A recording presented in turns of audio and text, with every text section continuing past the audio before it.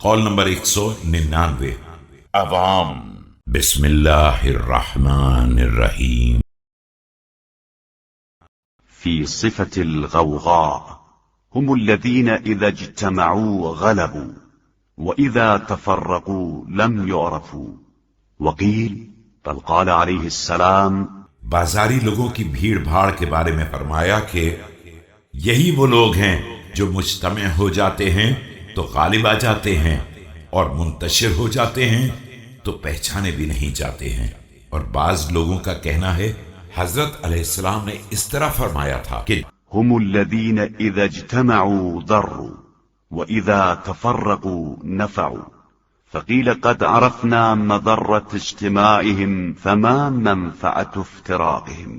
جب مجتمع ہو جاتے ہیں تو نقصان دہ ہوتے ہیں اور جب منتشر ہو جاتے ہیں تبھی فائدہ مند ہوتے ہیں.